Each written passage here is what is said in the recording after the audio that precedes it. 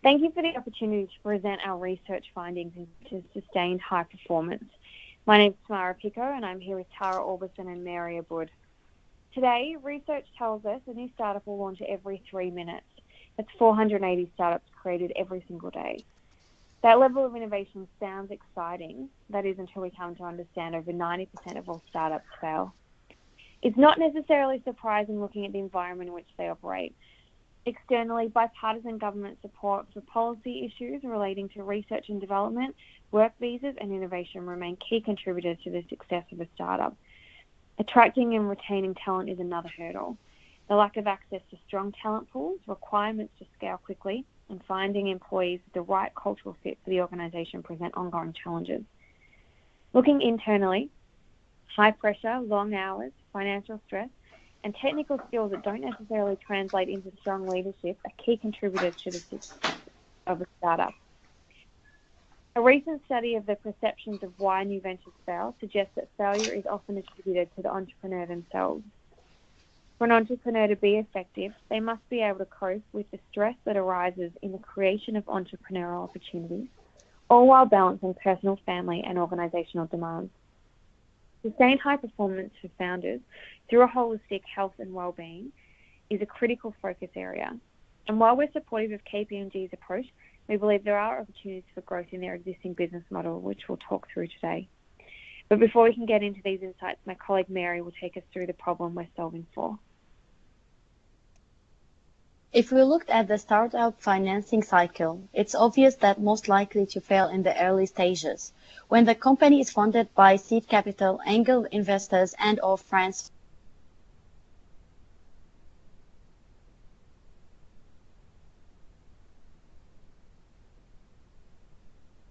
Targeting specific market doesn't mean excluding people who are not a good fit, but it's more about focusing on the potential customer. The founders have problem with resourcing. As a result, this research will target co-founders instead of founders to avoid resource gaps that cause resource leakage. Male who aged between 30 to 40 years old, Australian born. The founders have problems with resourcing, finding the talent, filling their own gaps in knowledge. What the founders missing in their preparation for future success is the attentiveness to self-awareness, the aspect of their life, such as relationship, the aspect of physical health, burnout, mental health.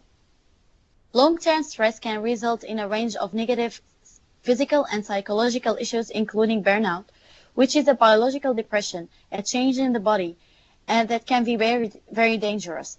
Signs of the burnout in the workplace are reflected in frequent absenteeism and illness. Worldwide, around 322 million people have depression.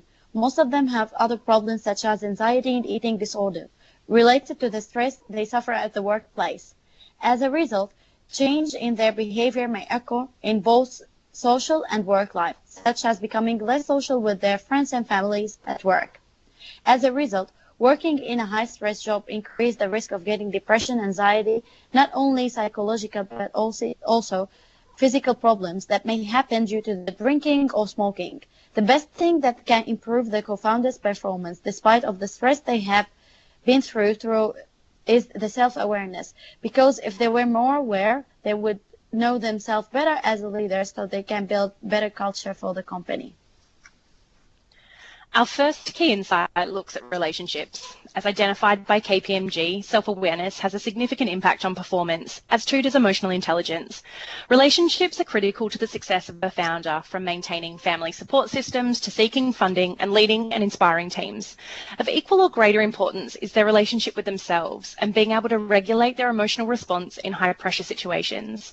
We heard that founders are often technically brilliant, but are less likely to have important leadership skills, including emotional intelligence, communications, and people management. This gap creates two distinct pressure points: the breakdown of relationships that are considered important to the founder's success, and an inability to identify and correct their own behavioural issues, both of which are sources of increased anxiety and frustration. This, coupled with work-life imbalance from limited quality time with family and friends, long working hours, unstructured meal times, and having a transient work environment, can lead to isolation and burnout. The outcome is an emotional roller coaster of irritability, anger, and sadness, just to name a few, all of which can impact the relationships with family, friends, and colleagues. It's cyclic and can be extremely damaging. There is one relationship that may break the pattern: a mentor. Our research suggested that mentorship is highly sought after. Having someone who can empathise and, to quote from an interview, cut through the crap, is seen to be one of the most critical relationships in a founder's journey. We believe that the role of a mentor may be central to the success of the overall wellbeing program. Our second insight looks at resources. Recruitment is one of the biggest barriers startups face. A startup's ability to grow is ultimately constrained by its ability to hire the right people. This may be made harder following the 2017 tightening of the skilled migration visa and demographic challenges over the coming decades as Australia's ageing workforce retires. Given around 60% of startups employ between 1 to 5 people, research suggesting employees with higher levels of burnout are most likely to be found working in environments of high job demands and low job resources seems especially relevant. From an employee's perspective, the promise of working for a startup can be alluring, but our research found it can come with what can be a significant pay cut compared to the corporate sector. Job security may also present an issue. To remain loyal and committed to a founder and the startup itself, and employees need to understand and believe in the company's strategy and vision is vital. Attracting and retaining talent, inspiring the workforce to stay committed, especially when times are tough, and hiring the right people for the right roles who understand the complexity and uncertainty of a startup environment are all effectively within the control of the founder. They set the culture. They set the benchmark by which standards should be met. A founder's ability to make the right decisions that will lead and inspire their team to the next stage, we believe, comes down to having the right state of mind. Our final insight explores the concept of value. Given the likelihood of failure, founders need to build personal resilience early. But while a startup is still forming, the probability of them investing in a wellness program seems low. The truth is they simply don't have the time or money to spend on something in their mind that won't yield returns.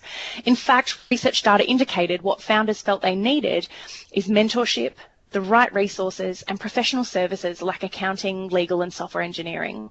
This led us to look at when and how the program is most valuable for founders versus when it's most valuable for KPMG. With the focus being on founders and barriers to participation, our research explored alternative propositions for value. And while the cost of participation is unknown, key findings for consideration are negotiating equity as a payment option and showing KPMG's commitment to and belief in the founders, creating a deeper, more connected offer by linking KPMG's broader suite of highly valued professional services to the offer, using mentoring to underpin the program, or exploring opportunities to offer a light version or for less developed startups. We believe this could help build a stronger pipeline of high-performing business founders and add value to the whole ecosystem. So after reviewing our research, we came back to the initial question: will a focus on the holistic health and wellbeing of founders ultimately benefit the business's success and continued growth? We believe the answer is yes, but we've confirmed an opportunity exists in the current market for an intensive program as suggested by KPMG. The correlation between entrepreneurial activity and burnout is proven. In fact, more than 30% of entrepreneurs report experiencing depression. And while this is sad, it's not surprising, considering that the likelihood of success for any startup is less than 10%. The risk is there from the beginning, but in the early stages of launching a business, the pressures continue to stack up. Financial stress and uncertainty, long hours, poor work-life balance, and not to mention the stress associated with accessing the right talent and resources needed to launch. Studies show these are key factors in burnout and depression, and the outcome of such conditions can be long-term, if not fatal.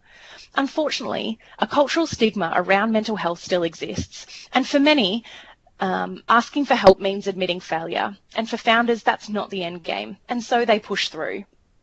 It did not surprise us that the ABS statistics relating to anxiety disorders and the average demographic for founders were a match: males between 30 and 40 years old.